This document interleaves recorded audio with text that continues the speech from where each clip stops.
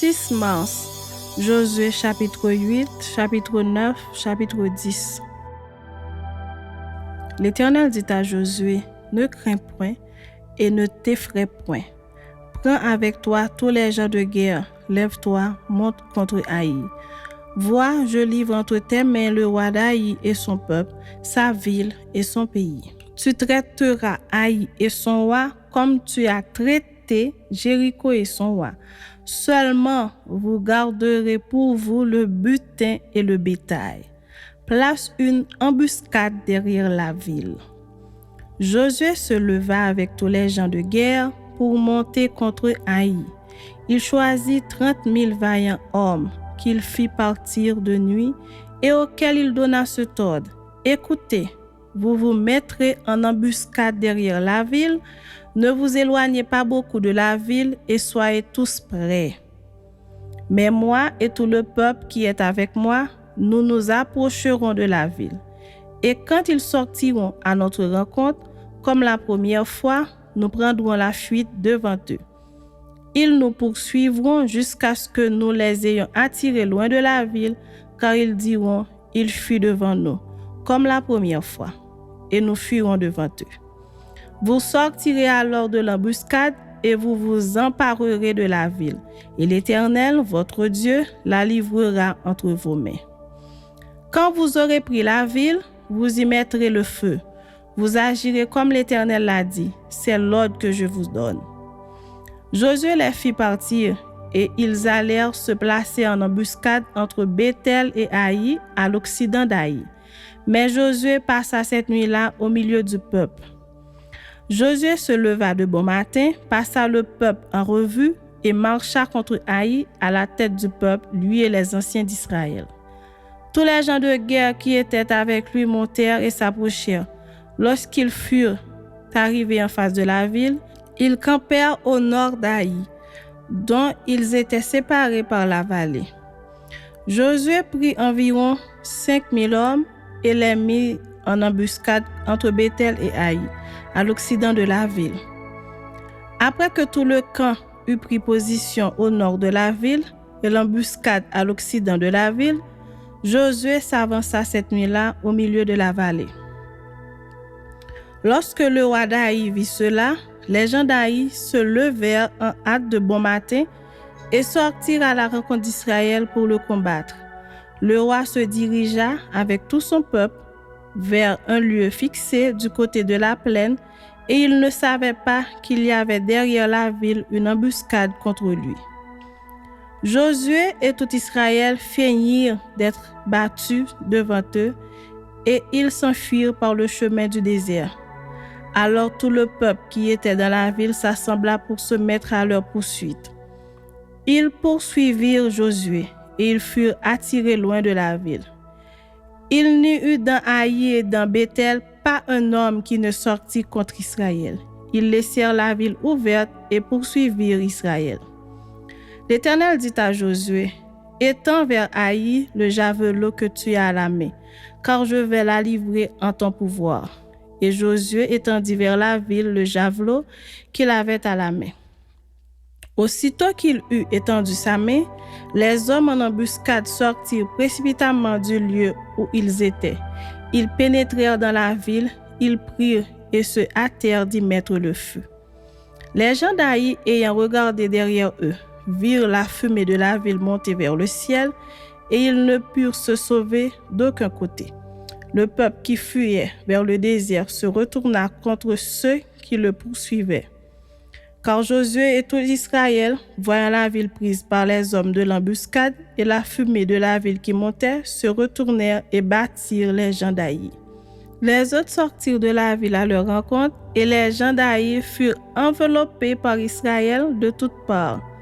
Israël les battit sans leur laisser un survivant ni un fuyard.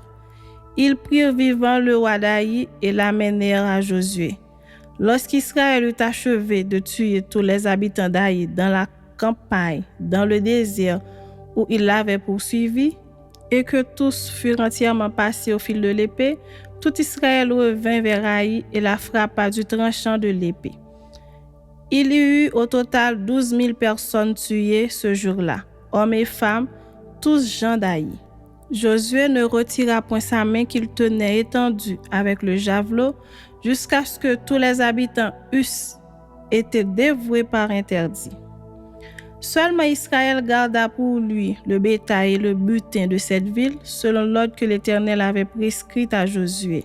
Josué brûla Haï et en fit à jamais un monceau de ruines qui subsiste encore aujourd'hui. Il fit pendre à un bois le roi d'Haï et l'y laissa jusqu'au soir. Au coucher du soleil, Josué ordonna qu'on descendît son cadavre du bois. On le jeta à l'entrée de la porte de la ville et l'on éleva sur lui un grand monceau de pierre qui subsiste encore aujourd'hui.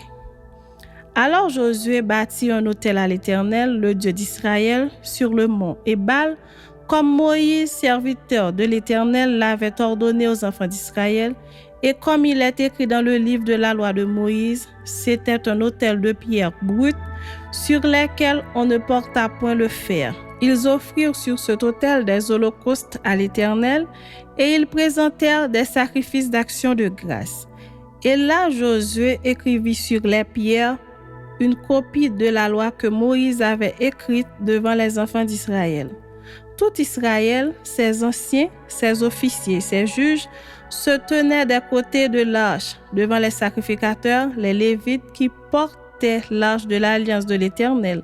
Les étrangers comme les enfants d'Israël étaient là, moitié du côté du mont Garizim, moitié du côté du mont Ébal, selon l'ordre qu'avait précédemment donné Moïse, serviteur de l'Éternel, de bénir le peuple d'Israël. Josué lut ensuite toutes les paroles de la loi, les bénédictions et les malédictions, suivant ce qui est écrit dans le livre de la loi. Il n'y eut rien de tout ce que Moïse avait prescrit que Josué ne lut en présence de toute l'assemblée d'Israël, des femmes et des enfants et des étrangers qui marchaient au milieu d'eux. Chapitre 9.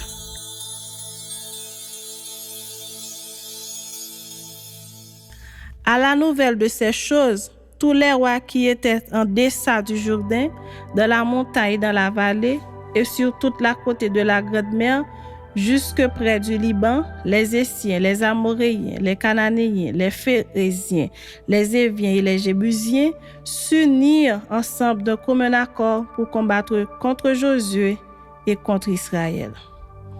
Les habitants de Gabaron, de leur côté, lorsqu'ils apprirent de quelle manière Josué avait traité Jéricho et Haï, eurent recours à la ruse et se mirent en route avec des provisions de voyage. Ils prirent de vieux sacs pour leurs ânes et de vieilles outres à vin déchirées et recousues. Ils portaient à leurs pieds de vieux souliers raccommodés et sur eux de vieux vêtements, et tout le pain qu'ils avaient pour nourriture était sec et en miettes. Ils allèrent auprès de Josué au camp de Gilgal et ils lui dirent, ainsi qu'à tous ceux d'Israël, nous venons d'un pays éloigné et maintenant faites alliance avec nous. Les hommes d'Israël répondirent à ces Éviens, peut-être que vous habitez au milieu de nous et comment ferions-nous alliance avec vous? Ils dirent à Josué, nous sommes tes serviteurs. Et Josué leur dit, qui êtes-vous et d'où venez-vous?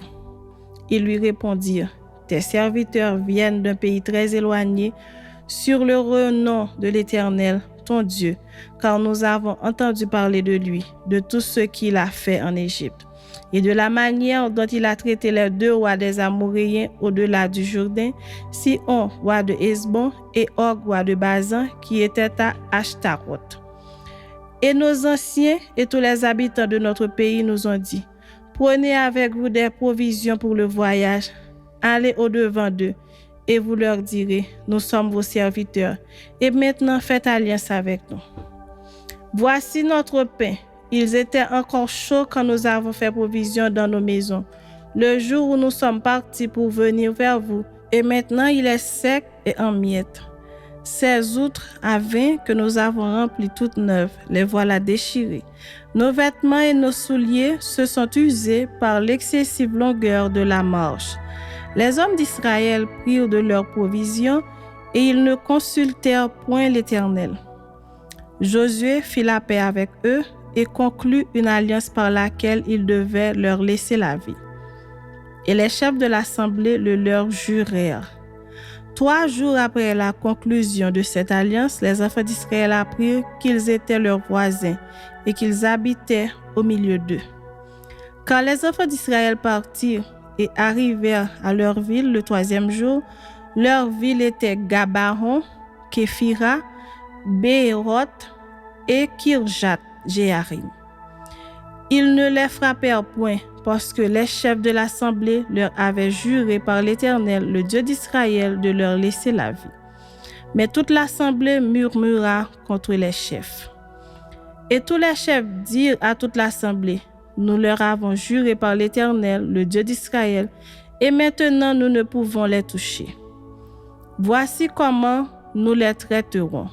Nous leur laisserons la vie, afin de ne pas attirer sur nous la colère de l'Éternel à cause du serment que nous leur avons fait. Ils vivront, leur dirent les chefs. Mais ils furent employés à couper le bois et à puiser l'eau pour toute l'assemblée, comme les chefs le leur avaient dit. Josué les fit appeler et leur parla ainsi. Pourquoi nous avez-vous trompés en disant, nous sommes très éloignés de vous, tandis que vous habitez au milieu de nous? Maintenant vous êtes maudits, et vous ne cesserez point d'être dans la servitude, de couper le bois et de puiser l'eau pour la maison de mon Dieu. Ils répondirent à Josué et dirent, on avait rapporté à tes serviteurs les ordres de l'Éternel, ton Dieu, à Moïse, son serviteur, pour vous livrer tout le pays et pour en détruire devant vous les habitants.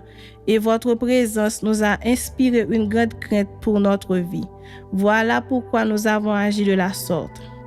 Et maintenant nous voici entre tes mains. Traite-nous comme tu trouveras bon et juste de nous traiter.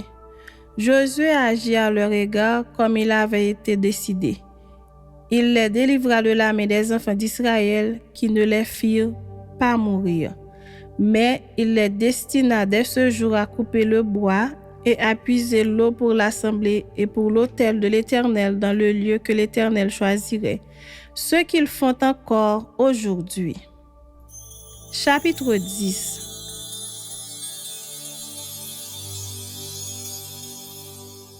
Adoni-Sédec, roi de Jérusalem, apprit que Josué s'était emparé d'Aï et l'avait dévoué par interdit, qu'il avait traité Aï et son roi comme il avait traité Jéricho et son roi, et que les habitants de Gabaron avaient fait la paix avec Israël et étaient au milieu d'eux.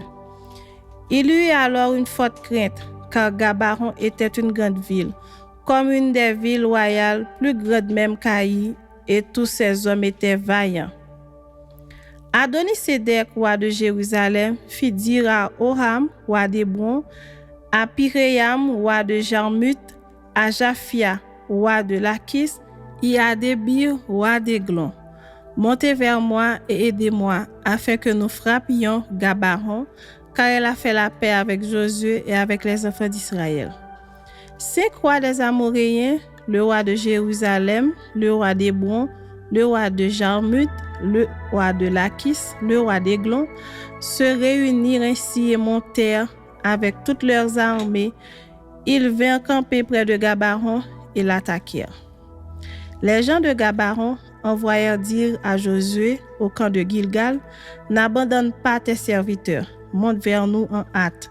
Délivre-nous, donne-nous du secours, car tous les rois des Amoréens qui habitent la montagne se sont réunis contre nous. » Josué monta de Gilgal, lui et tous les gens de guerre avec lui, et tous les vaillants hommes. L'Éternel dit à Josué, « Ne les crains point, car je les livre entre tes mains, et aucun d'eux ne tiendra devant toi. » Josué arriva subitement sur eux. Après avoir marché toute la nuit depuis Gilgal, l'Éternel les mit en déroute devant Israël. Israël leur fit éprouver une grande défaite près de Gabaron, les poursuivit sur le chemin qui monte à Beth-Horon et les battit jusqu'à Azekah et à Makeda. Comme ils fuyaient devant Israël et qu'ils étaient à la descente de Beth-Horon, l'Éternel fit tomber du ciel sur eux de grosses pierres jusqu'à Azekah et ils périrent. Ceux qui moururent par les pierres de grêle furent plus nombreux que ceux qui furent tués avec l'épée par les enfants d'Israël.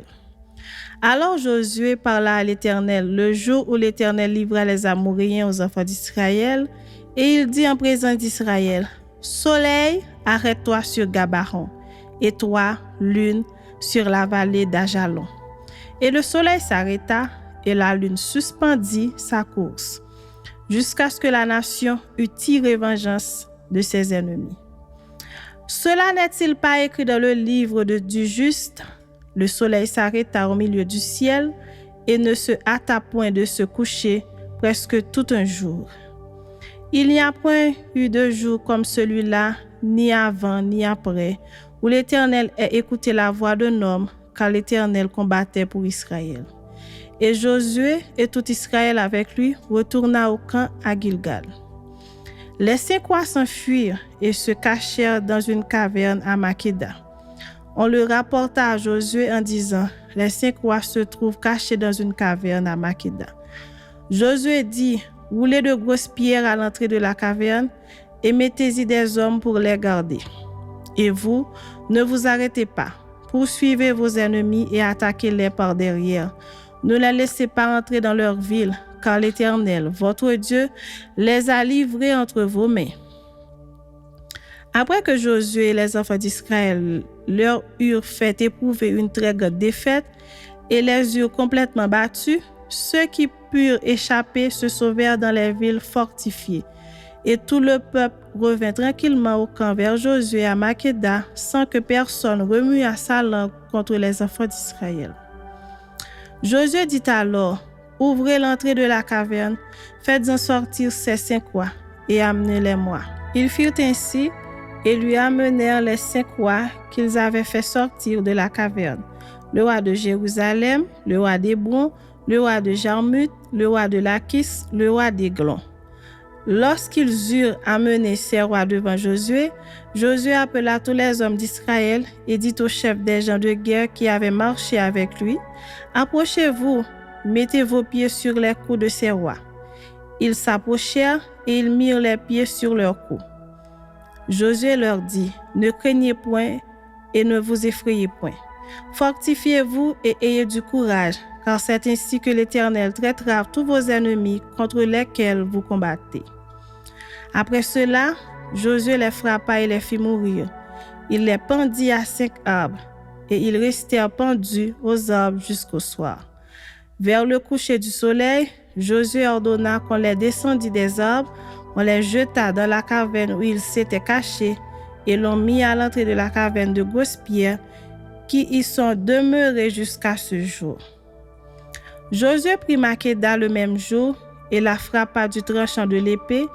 Il dévoa par interdit le roi, la ville et tous ceux qui s'y trouvaient. Il n'en laissa échapper aucun, et il traita le roi de Makéda comme il avait traité le roi de Jéricho. Josué et tout Israël avec lui passa de Makéda à Libna, et il attaqua Libna. L'Éternel la livra aussi avec son roi entre les mains d'Israël et la frappa du tranchant de l'épée, elle et tous ceux qui s'y trouvaient. Il n'en laissa échapper aucun, et il traita son roi comme il avait traité le roi de Jéricho. Josué et tout Israël avec lui passa de Libna à Lachis, il campa devant elle et il l'attaqua. L'Éternel livra Lachis entre les mains d'Israël, qui la prit le second tour et la frappa du tranchant de l'épée, elle et tous ceux qui s'y trouvaient, comme il avait traité Libna. Alors Horam, roi de Gézer, monta pour secourir Lachis. Josué le battit, lui et son peuple, sans laisser échapper personne. Josué et tout Israël avec lui passa de Lachis à Églon, ils campèrent devant elle et ils l'attaquèrent. Ils la prirent le même jour et la frappèrent du tranchant de l'épée, elle et tous ceux qui s'y trouvaient. Josué la dévoua par interdit le jour même, comme il avait traité Lachis. Josué et tout Israël avec lui monta d'Églon à Hébron et ils l'attaquèrent. Ils la prirent et la frappèrent du tranchant de l'épée, elle, son roi, toutes les villes qui en dépendaient et tous ceux qui s'y trouvaient. Josué n'en laissa échapper aucun, comme il avait fait à Églon, et il la dévoua par interdit avec tous ceux qui s'y trouvaient. Josué et tout Israël avec lui se dirigea sur Débir et il l'attaqua. Il la prit, elle, son roi et toutes les villes qui en dépendaient. Ils les frappèrent du tranchant de l'épée et ils dévouèrent par interdit tous ceux qui s'y trouvaient, sans en laisser échapper aucun. Josué traita Débir et son roi comme il avait traité Hébron et comme il avait traité Libna et son roi. Josué bâtit tout le pays, la montagne, le midi, la plaine et les coteaux, et il en bâtit tous les rois. Il ne laissa échapper personne, et il dévoua par interdit tous ceux qui respiraient, comme l'avait ordonné l'Éternel, le Dieu d'Israël. Josué les bâtit de Kades Barnéa à Gaza. Il bâtit tout le pays de Gozen jusqu'à Gabaron. Josué prit en même temps tous ses rois et leurs pays, car l'Éternel, le Dieu d'Israël, combattait pour Israël.